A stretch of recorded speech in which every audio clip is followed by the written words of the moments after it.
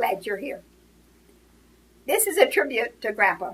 You know, he's working hard with that camera. He's got a new camera, and anyhow, he spends quite a bit of time on the web. He's a computer nerd. He has 2 or 3 websites, but anyhow, he's a great man. But we're not as young as we used to be. When you're young, you want to get older. When you're old, you think, oh my, it'd be nice to be young. But you know, it's a privilege to grow older because the alternatives are worse yet. And we have, you know, I can do whatever I please. I can get up when I want to. I can go to bed when I please. You know, life is pretty nice. But this is my tribute, and I like it, and I want to share it with you. Together still, after almost 60 years, let me hold your hand as we go downhill. We've shared our strength, and we share it still. It hasn't been easy to make the climb, but the way has been eased by your hand and mine. Like the lake, our life has had ripples too. Ill health and worry and payments due. Tell people we cremated Grandpa about 13 or 14 years ago, and the Lord resurrected him. He's a very healthy man today. With happy pauses along the way, a graduation, a raise in pay. At the foot of the slope, we will stop and rest. Look back if you wish. We've been truly blessed.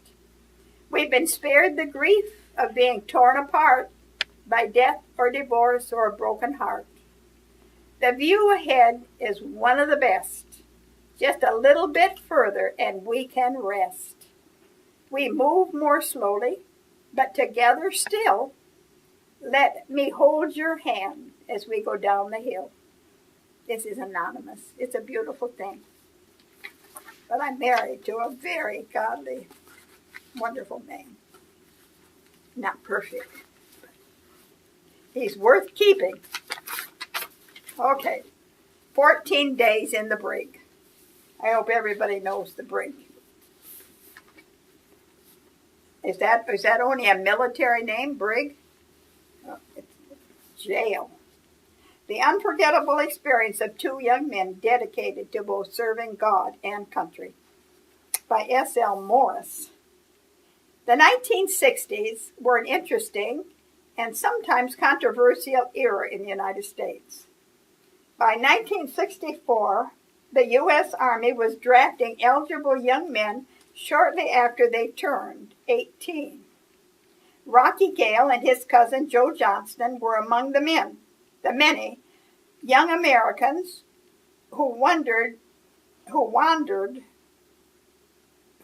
if their next piece of mail would be an invitation from Uncle Sam to participate in a war in Vietnam. You see, when you're old, you can get away with stumbling, and everybody's very patient with, well, my people are so nice to old people.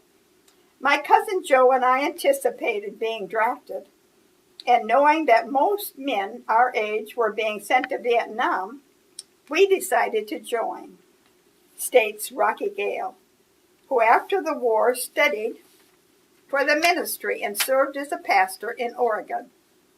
We talked to the recruiters, and they promised that if we joined, we could pick where we wanted to go.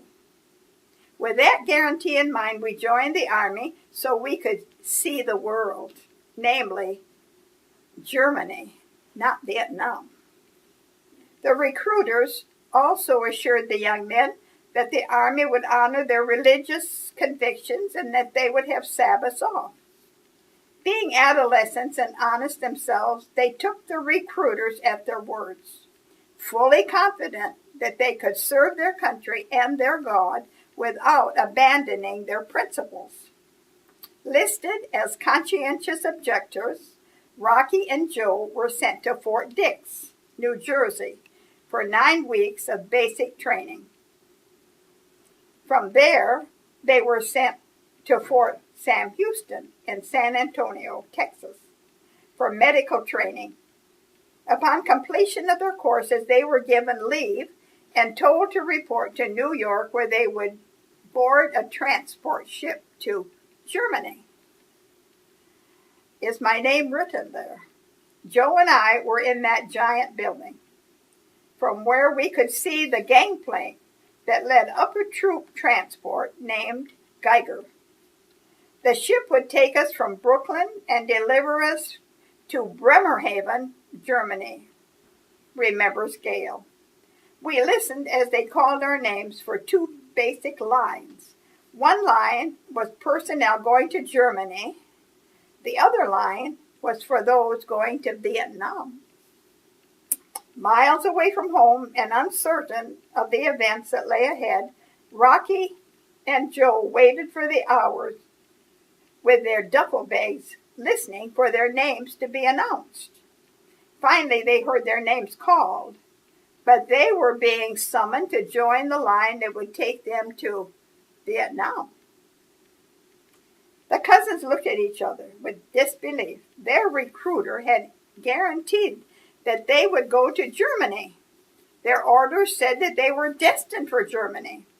What would happen if they were sent to Vietnam and didn't report as their orders directed?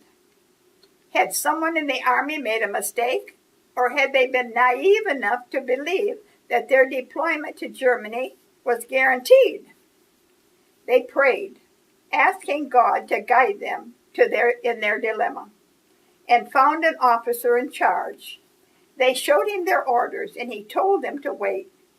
At the end of the day, when the lines were empty, their names were called again, this time for Germany. Overjoyed at the outcome and relieved that the misunderstanding had been corrected, the pair grabbed their gear and headed toward the ship. As they walked up the boat's ramp, they were stopped and told that there was no room for them on that ship. They produced their orders again and showed the officer. He loudly announced that the ship was completely full and there was absolutely no room left on the ship. My cousin and I had prayed, asking the Lord to take care of the problem, Gail recalls. That's when a nearby corporal overheard the conversation, interrupted, and said, "I believe there's room for two down in the Brigg." With that, the officer waved us on, and we knew that God had answered the fervent prayer of two anxious boys. Rocky and Joe grabbed their duffel bags again and walked up the ramp.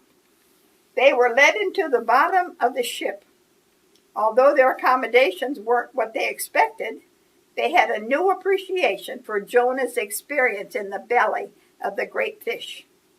Actually, we were spared from all the work being done by everyone topside, scrubbing decks, cleaning and painting, explains Gail. For 14 days we slept, prayed, read the Bible. We even had our meals delivered to us. When the ship arrived at Bremerhaven, a different officer asked them who they were. Rocky and Joe showed him their orders. His immediate reaction was to demand an explanation about where they had been and why he hadn't seen them before. "Sir, we've been in the Brigg for the whole trip, and believe me, being in jail was a pleasure," Gail says.